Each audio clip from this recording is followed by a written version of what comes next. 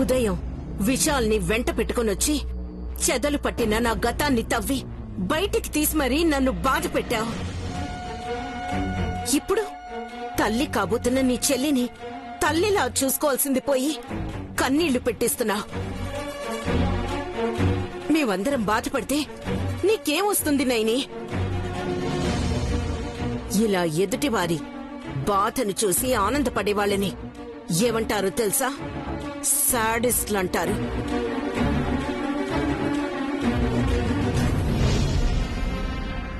నీలో ఇప్పుడు నాకు ఆ సాడిస్ట్ లక్షణాలే కనిపిస్తున్నాయి.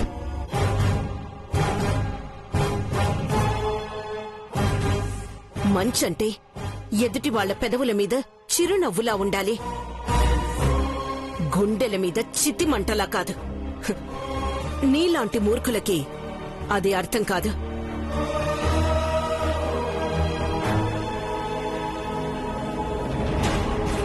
సుమనా, కనికరం తెలియని నీ అక్క దగ్గరకొస్తే నీకు మిగిలేది కన్నీరే.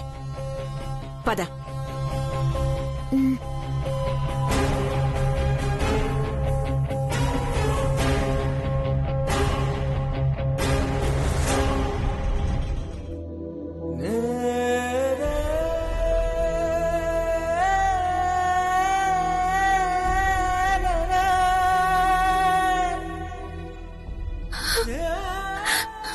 చెల్లి,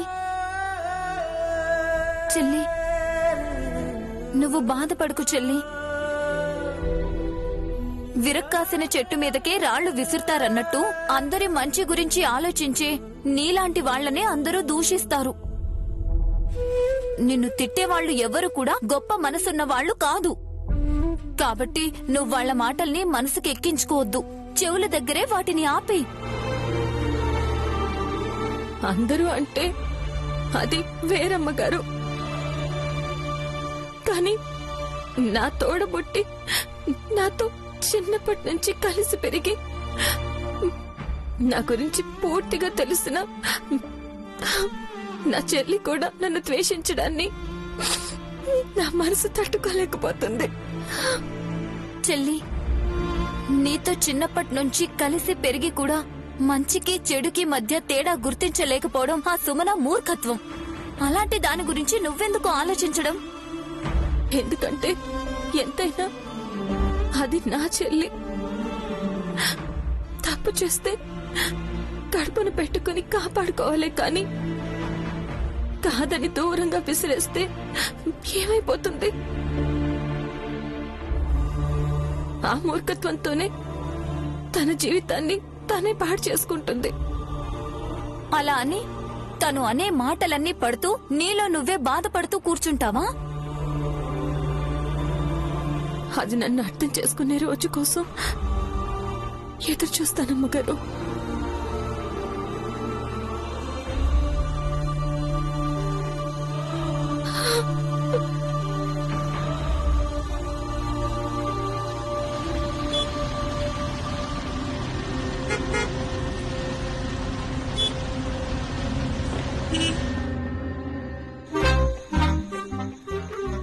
చాయ్ చటుక్కున తాగరా భాయ్, హే చాయ్ చముక్కులే చూడరా భాయ్, హే చాయ్ చటుక్కున తాగరా భాయ్, ఏ చాయ్ చముక్కులే చూడరా.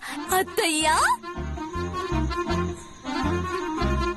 నేను చాయ్ అని ఇలా పాడుకున్నానో లేదు, మీరలా చాయ్ పట్టుకొచ్చేశారు. అయినా మీరు నాకు టీ తీసుకురావడం ఏంటి? నాకు 1000 యుద్ధాలు ఒకేసారి గెలిచినట్టుందత్తయ్యా. కొంపదీసి ఎందులో ఏమీ కలపలేదు కదా? జస్ట్ జోక్ చేశానత్తయ్యా. ఇటివ్వండి. నీకంత సీన్ లేదు కాని ఆ టీ నీకు కాదు. ఓ షిట్, నాకు కదా? అయ్యో, నేను యుద్ధంలో ఓడిపోయాను. నాకు కానప్పుడు నా చేతికి ఎందుకు ఇచ్చారత్తయ్య? ఇది ఒలింపిక్ జ్యోతిలాగా ఇలా పట్టుకొని నిల్చోవాలా? చూడు, ఎలా పడితే అలా యాంగిల్స్ పెట్టుకో,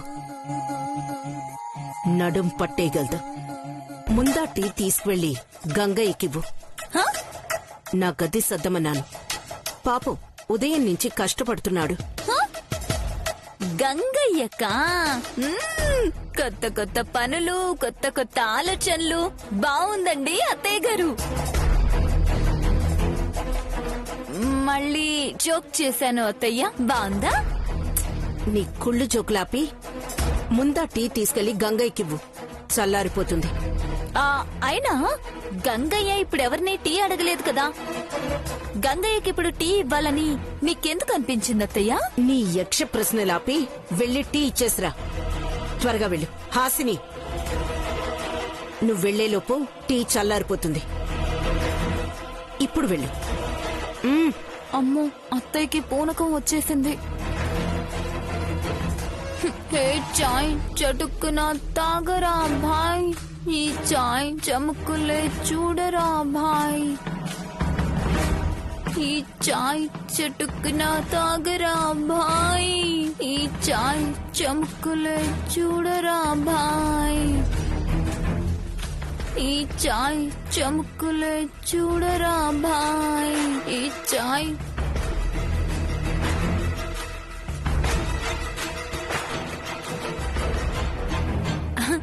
గంగయ్య, నేను నీకోసం ఏం తీసుకొచ్చానో చెప్పుకో. కళ్ళు కనపడని వాడితో పరాచికాలు ఆడుతున్నారా అమ్మా? ఓ, నీకు కళ్ళు కనిపించవు కదా, సడన్ గా మర్చిపోయాను గంగయ్య. సరే, ఇది తీసుకో.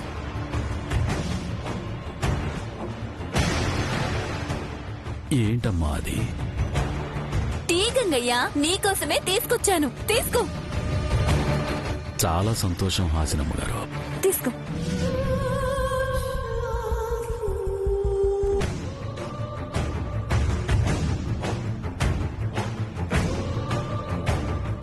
ఏంటి గంగయ్య అలా తడుముకుంటున్నావు?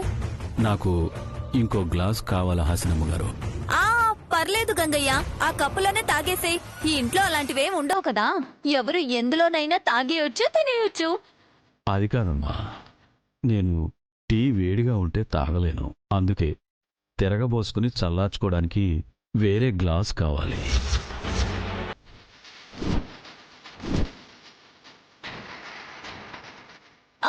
అవును, అందరూ టీ వేడిగా కావాలంటారు, నువ్వేంటి గంగయ్య చల్లగా కావాలంటున్నావు? ఏమోనమ్మా, మొదటి నుంచి అలా అలవాటైపోయింది. ఏంటో, ఒక్కొక్కరికి ఒక్కో అలవాటు. ఇదిగో, నేను గ్లాస్ తీసుకొచ్చాను, తీసుకో. తీసుకో.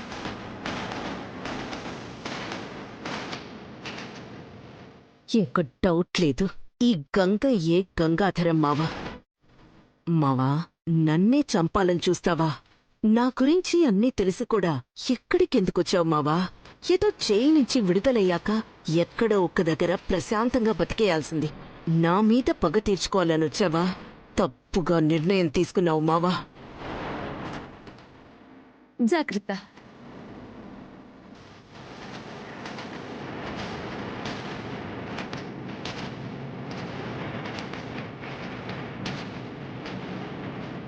పొరపాటున పులి పంజా నుంచి తప్పించుకుంటే జింక మళ్ళీ ఎప్పుడు ఆ పులి కంటికి కనిపించకూడదు అనుకోవాలి, కాని పులి మీద పగ తీర్చుకోవాలి అనుకోకూడదు. జింక ఎప్పుడు కనిపించినా పులి వేటాడేస్తుంది. ఇక నీ మీద వేట షురూ అయినట్టే. రోజు లెక్క పెట్టుకో.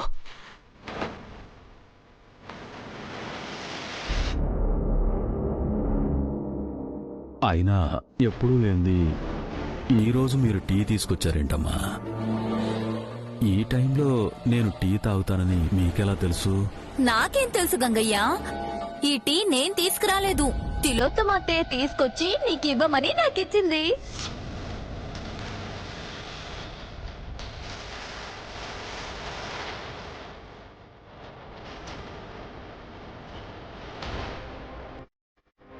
ఓహో, ఇది నీ పనా తిలోత్తమా? నువ్వు ప్రత్యేకంగా పని కట్టుకుని టీ పంపించావు అంటే నేనెవరో నీకు తెలిసిపోయిందన్నమాట. నేను టీ చల్లార్చుకుని తాగుతానని నీకు బాగా తెలుసు. ఇప్పుడు నేను గంగాధర్నా కాదా అని పూర్తిగా కన్ఫర్మ్ చేసుకోవడానికి ఈ టీ పంపించావు కదా తిలోత్తమా? ఏంటి గంగయ్య ఆలోచిస్తున్నావు? అయ్యయ్యో, ఎందుకలా చెమటలు పడుతున్నాయి? సడన్ గా అంత టెన్షన్ పడుతున్నావేంటి? ఒంట్లో బానే ఉందా నీకు? బాగానే ఉంది అసలు. ఆ, సరే గంగయ్య, టీ బాగా చల్లారి పెట్టుకొని తాగు. నేను వెళ్తున్నాను. సరేనమ్మా. సరే.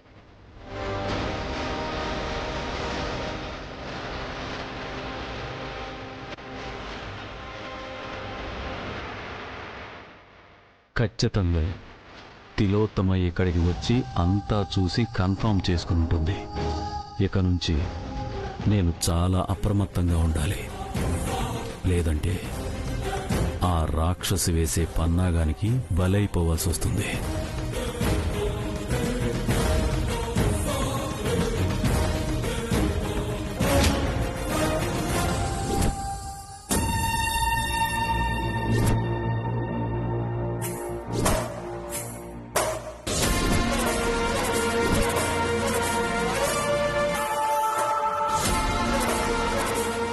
అక్క, ఏమైందక్క? అంత దీర్ఘంగా ఏం ఆలోచిస్తున్నావు అక్క? జరిగిన ఇన్సిడెంట్ తో నాకు చాలా డౌట్స్ కొడుతున్నాయి పరసు. ఏంటక్క అవి? గంగయ్య రూపంలో ఉన్న గంగాధరం మావని తీసుకొచ్చి ఇంట్లో పెట్టింది ఆ నయని. ఆ, అంటే గంగాధరం మావ నా భర్త అని నిజం తెలిసే నయని మావని ఇక్కడికి తీసుకొచ్చిందా? లేకపోతే నా గురించి ఏవైనా నిజాలు బయటికి లాగడానికి తీసుకొచ్చిందా? నయని గంగాధరం మావ కలిసి మనకి తెలియకుండా ఇంకేదైనా నాటకం ఆడుతున్నారా? అమ్మో, ఏంటక్క ఈ కొత్త లాజిక్లు? ఆలోచిస్తే నాకు కూడా నిజమే అనిపిస్తుంది. అంతేకాదు పరసు, గంగాధరం మావ నా మీద హత్యా ప్రయత్నం చేశాడని తెలిసి కూడా తనెందుకు మావ గురించి నిజం బయటికి చెప్పలేదు? అవునక్క, ఎందుకు బయటపడనట్టు? ఇదంతా చూస్తుంటే నా గతాన్ని తవ్వడానికో నా చరిత్ర బయట పెట్టడానికో ఏదో ఆధారం కోసం ఎదురు చూస్తున్నారని అనిపిస్తోందిరా. పక్కా ఆధారాలు దొరికాక నా బండారం బయట పెట్టాలని వాళ్ళిద్దరి ప్లాన్ అయ్యుంటుందేమో అని బాగా డౌట్ కొడుతోందిరా. అవునక్క, ఈ లెక్కన మన వెనుక చాలా గూడుపుట్టాను జరుగుతుందన్నమాట. మనం జాగ్రత్త పడకపోతే గంగయ్య నైని చేతుల్లో మన చాప్టర్ క్లోజ్ అయిపోవడం ఖాయమక్క. అదే ఆలోచిస్తున్నాన్రా. ఇప్పుడు గంగయ్యే గంగాధరం మావని తెలిసిపోయింది కదక్క. ఇక మామ మర్డర్కి ముహూర్తం పెట్టేస్తే పీడ విరగడైపోతుంది కదా. పరసు, ఈ తిలోత్తమ ఒకరి పని ముగించింది అంటే అందులో ఆధారాలు భూతత్వం వేసినా దొరకనివ్వదురా. ఆవేశపడకుండా ఆలోచనతో నెక్కుకు రావాలి. అయితే ఇప్పుడు ఏం చేయబోతున్నావు? గంగాధరం మావని చంపాలి అంటే చిటికెలో పన్రా. కానీ మన చేతికి మట్టంటకుండా మావని క్లోజ్ చేయడం ఇంపార్టెంట్. ఇప్పుడు మన చేతిలో బ్రహ్మాండమైన 2 బ్రహ్మాస్త్రాలున్నాయి. వీటిని కనుక మనం కరెక్ట్ గా యూజ్ చేసుకుంటే ఒకే దెబ్బకి 2 పిట్టలు కాదు 3 పిట్టలు రాలిపోతాయి పరసు. ఏంటక్కా బ్రహ్మాస్త్రాలు? నాకు చెప్పొచ్చు కదా. పరిస్థితి చేజారిపోయేలా ఉంది. అనవసరంగా నా వల్ల నయనమ్మ ఎక్కట్లు పాలయ్యేలా ఉంది. పెద్దయ్య, నీ దగ్గరకే రాబోతున్నాను. పెద్దయ్య, నువ్వు వెంటనే ఒక పని చేయాలి. చెప్పమ్మా, నువ్వేం చెప్పినా చేయడానికి నేను సిద్ధంగా ఉన్నాను. జాగ్రత్తగా విను పెద్దయ్య. పరిస్థితులు నీకు గాని నాకు గాని అనుకూలంగా లేవు. ఏ క్షణంలో ఏమైనా జరగచ్చు. దేని గురించి మాట్లాడుతున్నావమ్మా? ప్రాణాలు పోయే పరిస్థితులు మునుముందు రాబోతున్నాయి. ఎవరి ప్రాణమమ్మా? ఒకటి నయని మంచితనం. నైని మంచితనం మనకస్త్రమేలా అవుతుందక్కా? పరసు, ఇంట్లోకి గంగయ్యని తీసుకొచ్చింది నయనే కదా. అవును. మరి గంగయ్యే నా మీద హత్యా ప్రయత్నం చేస్తున్నాడని తెలిస్తే ఆ నింద ఎవరి మీదకి వెళ్తుంది? నయనమ్మ మీదకే వెళ్తుంది. మొదటి వికెట్ డౌన్. అవన్నీ నేను చెప్పలేను పెద్దయ్యా. నేను చెప్పింది మాత్రం చెయ్యి. తిలోత్తమ అమ్మగారి మొదటి భర్తవి నువ్వే అన్న విషయం నువ్వే బాబుగారికి చెప్పాలి. ఎందుకంటే బాబుగారు ఇప్పుడు తిలోత్తమ అమ్మగారి గురించి నేనేం చెప్పినా వినే పరిస్థితుల్లో లేరు. అసలు ఆ విషయం ఎత్తితేనే చిరాకు పడుతున్నారు. ఈ సమయంలో నిజం నువ్వు చెప్తేనే మంచిది పెద్దయ్యా. నేను కూడా అదే అనుకుంటున్నాను నాయనమ్మా. ఎందుకంటే ఆ తిలోత్తమకి నేనెవరో తెలిసిపోయింది.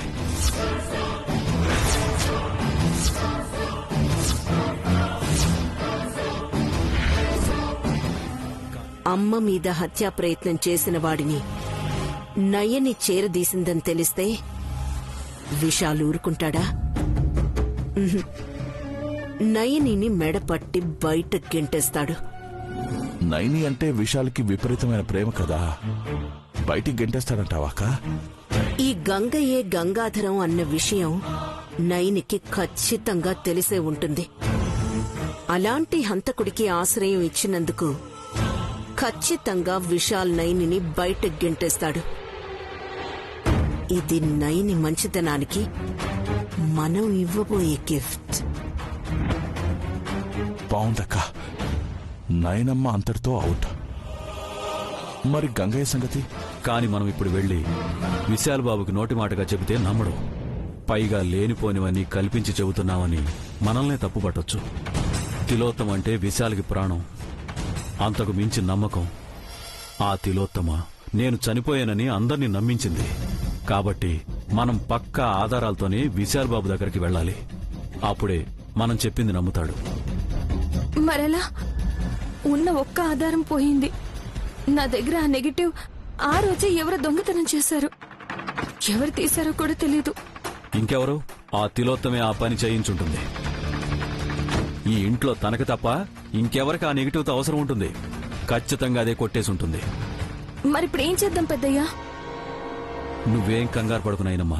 నా దగ్గర మా పెళ్లి ఫోటో ఇంకొకటి ఉంది. మనకి దొరికిన రెండవ అస్త్రం విశాల ఆవేశం.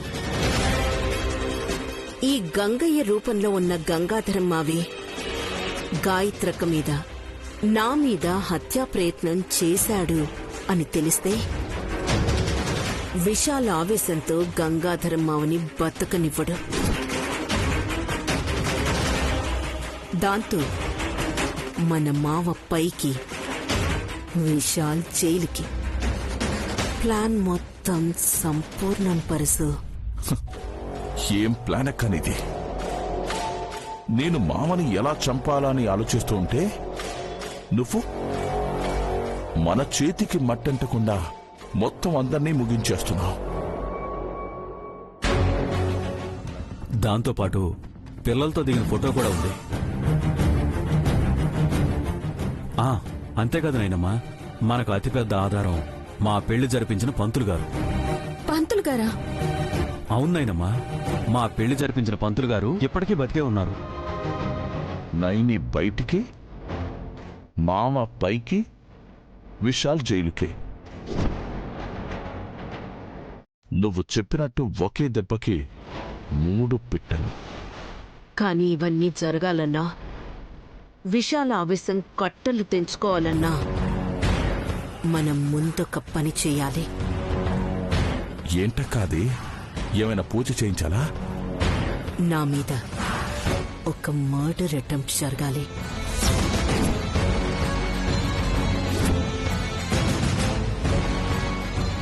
మళ్ళీ ఇదేం ట్విస్ట్ అక్క? నీ మీద మర్డర్ అటెంప్ట్ ఏంటి? తప్పదురా. నేనన్నది అన్నట్టు జరగాలి అంటే నా మీద ముందు అటెంప్ట్ జరగాలి. ఇన్ని ప్లాన్స్ వేసిన దానివి అది కూడా పర్ఫెక్ట్ గానే ప్లాన్ చేసుంటావులే. ఇంతకీ నేనే చేయాలక్క?